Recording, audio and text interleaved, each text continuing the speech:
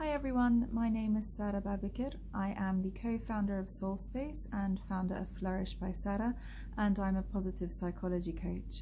Now, positive psychology is the study of what works, and so my job as a coach is to guide people to live their best life by building upon what works for them. And one of the key areas of focus in positive psychology is the finding in the research that to live a life that's full of happiness that's sustained, so not the temporary fixes of happiness, but a consistent state of happiness, then you need to have some sort of a balance in your life. And God only knows that at the moment that balance might have flown right out of the window. This pandemic has brought so much uncertainty and has kind of knocked us all off our feet. Now, before the pandemic started, you might have been struggling with balance as it is. I really recommend that you don't really struggle to get back to the life that was before then. The circumstances that you can't control around you at the moment are completely different, and so it would be futile really to try and push yourself to be in the type of balance that you were beforehand. So bearing that in mind, what do we mean when we talk about balance? There is a lot of talk about work-life balance in the literature and in pop culture, and I think a lot of pressure on us to live a certain way and to balance work and life in a certain way. And I propose that even the term work-life balance can be a little bit tricky, can be a little bit, it's quite loaded with connotations. And the connotation there is that work and life are separate things, when in fact work is a part of your life. Life is a part of your work, and in many instances work becomes your whole life. It's your purpose, it's your drive, it's what you do, what you breathe.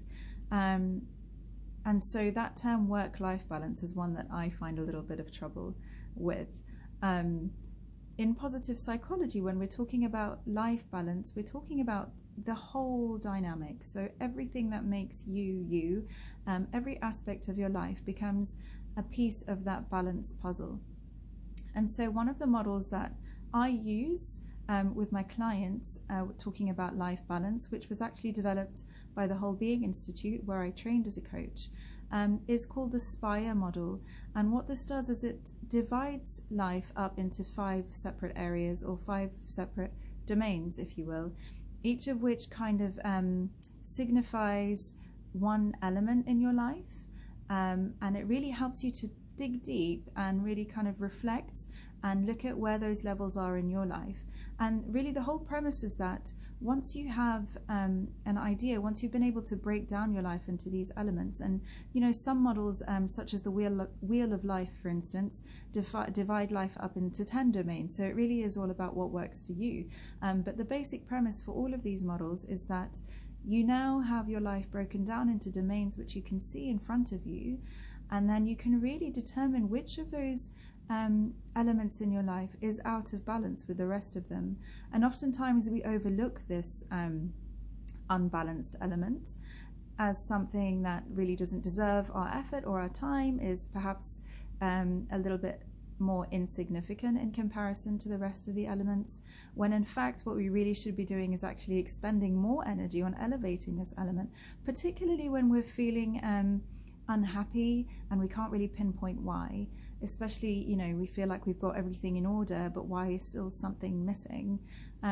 Particularly when we feel like, you know, our energy is low, when we feel like we don't really have much purpose and it's just the same old thing every day.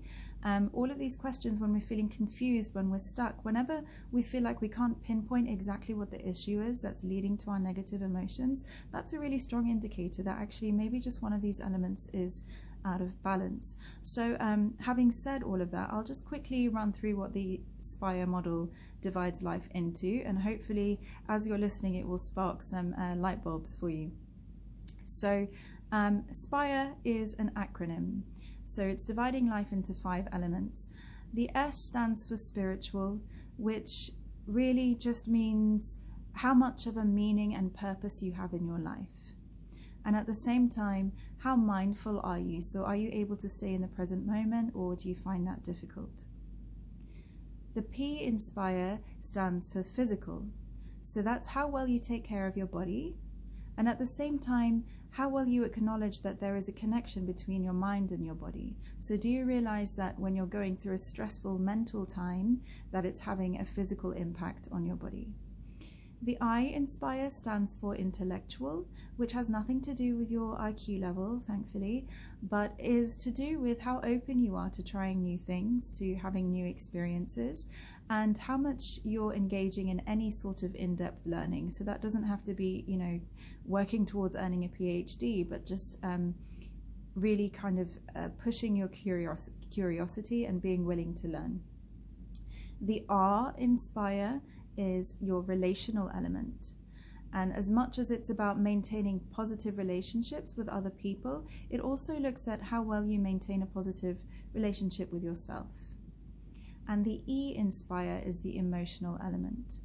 And I think this is a really important thing to spend a little bit of time on explaining, because there are no bad emotions and good emotions. And I think quite often, especially growing up, for a lot of us, we were told to just wipe away the tears and not cry, and big girls don't cry, and boys don't cry, and men don't cry even now, when in fact all emotions serve a purpose, and serve a positive purpose, no matter how rubbish it feels to us when we're feeling them at the time.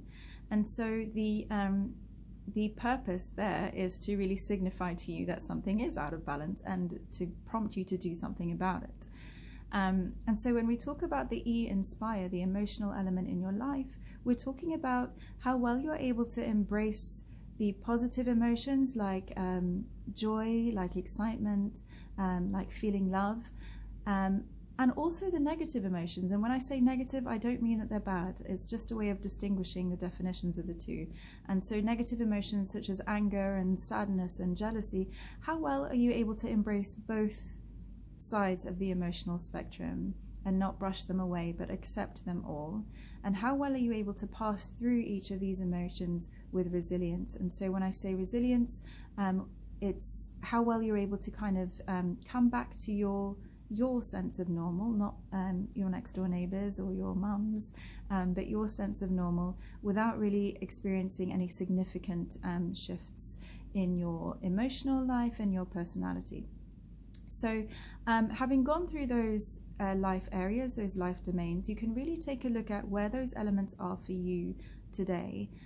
Again, we're not looking at how they were before, because what was balanced for you before can be completely irrelevant for your life as it is today.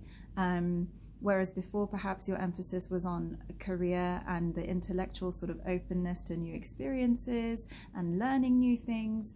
If you've had a blow in the career department, then perhaps that one is quite difficult for you to elevate, and so it's actually something else that's causing the imbalance, right? So if that is the case for you and you're feeling particularly down, then perhaps it's the emotional element that's actually out of balance, because remember, we're focusing on the things that are within your control. The fact that your career has caused a blow, it's terrible. It really is horrible, and it's being able to say, it's out of my control and I'm feeling this terrible negative emotion because of it, without trying to push that emotion away. So you see, that's just an example of where we might think the unhappiness is coming from one place when it's actually another. So these exercises are really, really helpful. I do encourage you to do them in just kind of having that moment of self-reflection and figuring out where the unease is coming, where it's coming from. And so in that way you can really kind of take charge and take control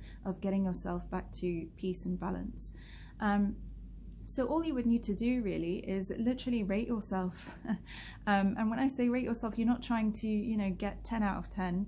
I don't think anyone can be, and if they are, that means they're seriously out of balance in another place. But jokes aside, it's to look at each of these elements and say, okay, as it stands today in this moment, where is this element in my life?